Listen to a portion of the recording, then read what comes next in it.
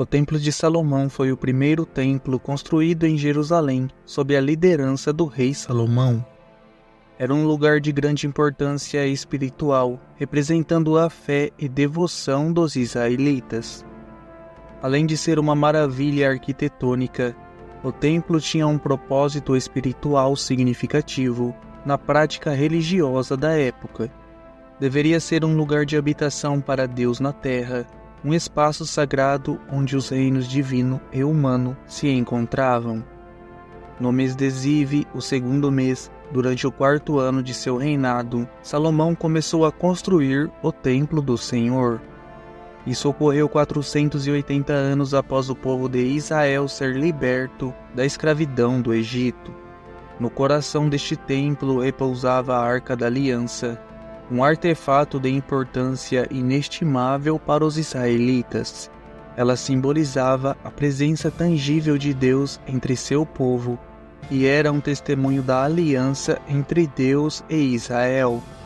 O templo não era apenas um edifício, era o coração e a alma da vida religiosa israelita, um testemunho de sua fé inabalável e uma representação de sua relação única com Deus. A construção do Templo de Salomão é detalhada no livro de 1 Reis 6, do 1 ao 38, onde destaca sua importância. Cada pedra, peça de cedro e revestimento de ouro foi escolhido com grande cuidado, refletindo a profunda devoção do povo de Deus.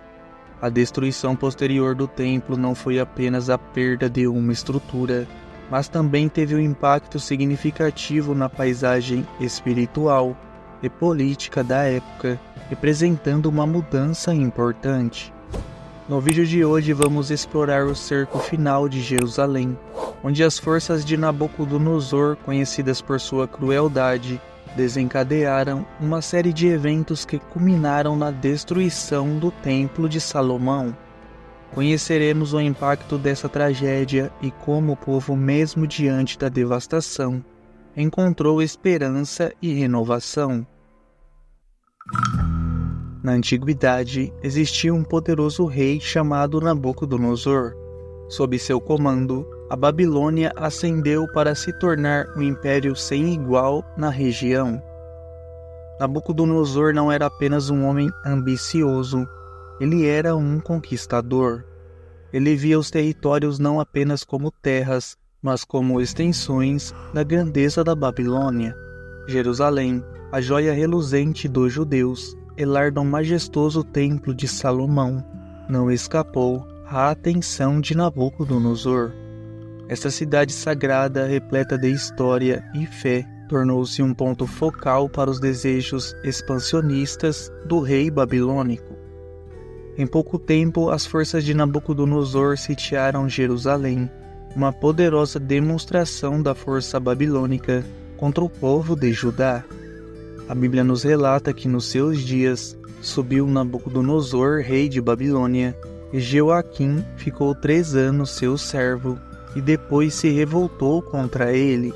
Em vez de destruir Jerusalém imediatamente após o cerco inicial, Nabucodonosor escolheu uma abordagem mais estratégica.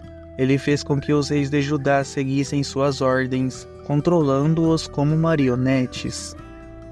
Isso significava que, embora pudessem permanecer no trono, tinham que jurar lealdade à Babilônia e seguir os comandos de Nabucodonosor. No entanto, a relação entre Babilônia e Jerusalém não durou pacificamente.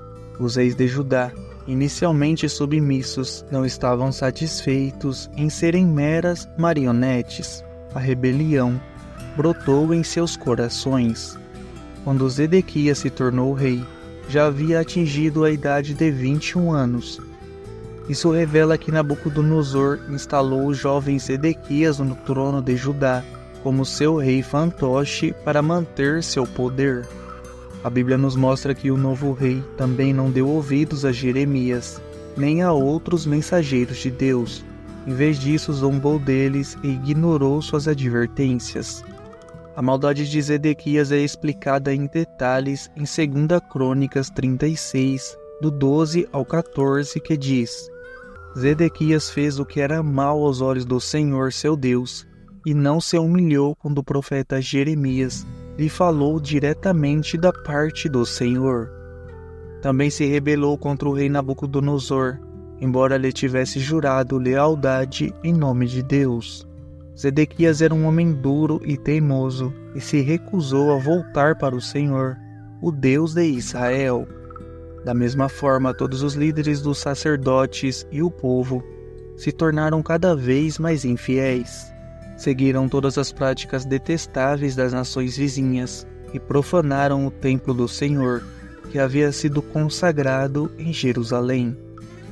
Jeremias advertiu Zedequias que sua rebelião contra a Babilônia resultaria em um fracasso. Embora aprisionado, o profeta permaneceu firme em sua fidelidade à mensagem de Deus. Outros profetas foram enviados por Deus ao longo da história para orientar, advertir e comunicar sua vontade ao seu povo escolhido.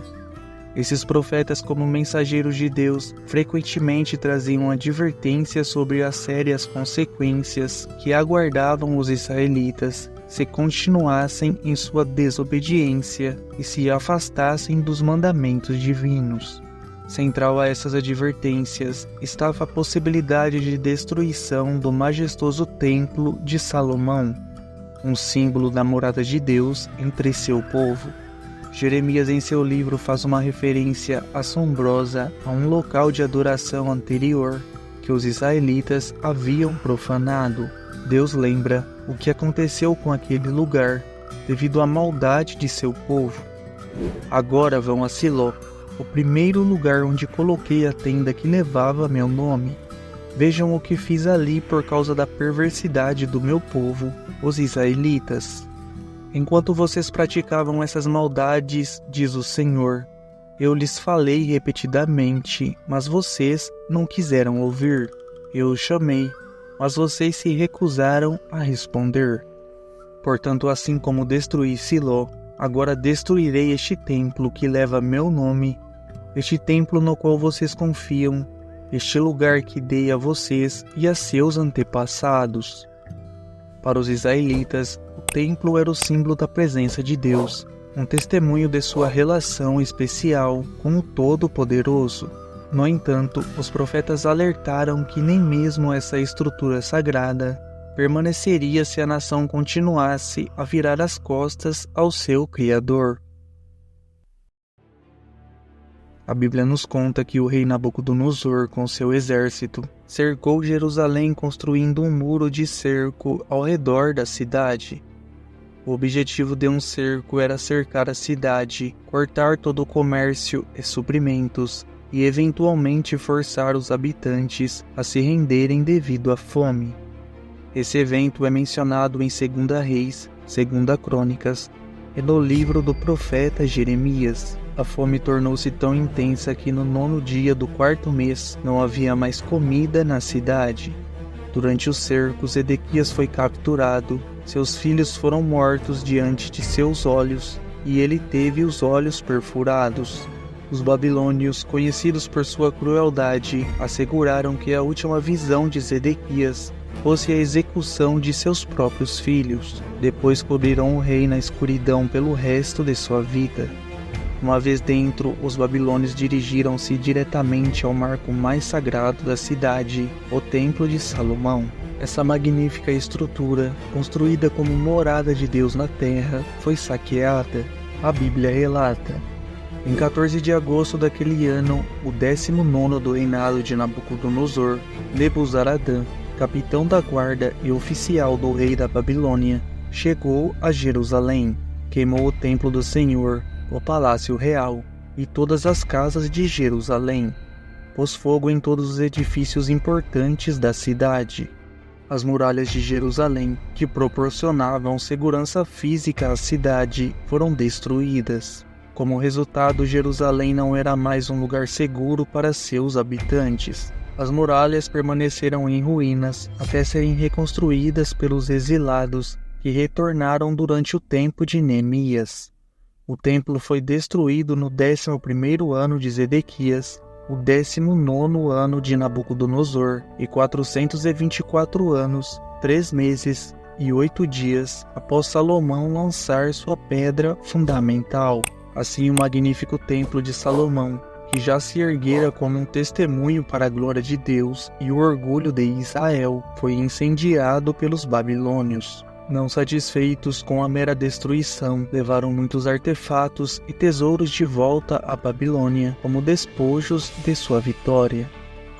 A destruição do templo e o subsequente cativeiro foram eventos catastróficos que marcaram profundamente a história, não apenas pela perda de estruturas físicas, mas também pela ferida profunda na alma da comunidade. O Salmo 137 destaca a lamentação dos exilados à beira dos rios da Babilônia, lembrando-se de Sião. No entanto, dentro dessa dor, começaram a brotar sementes de reflexão e transformação. O exílio levou a uma busca profunda da identidade, fé e relacionamento com Deus. Apesar de ser um capítulo sombrio, a destruição do Templo de Salomão não foi o fim, mas um novo começo. Profetas como Isaías e Jeremias trouxeram mensagens de esperança, prevendo a reconstrução do templo e o retorno do povo à sua terra. Isso aconteceu demonstrando a resiliência e a fé inabalável do povo, mesmo nos momentos mais sombrios. A história do Templo de Salomão não é apenas sobre perda, mas também sobre esperança e renascimento.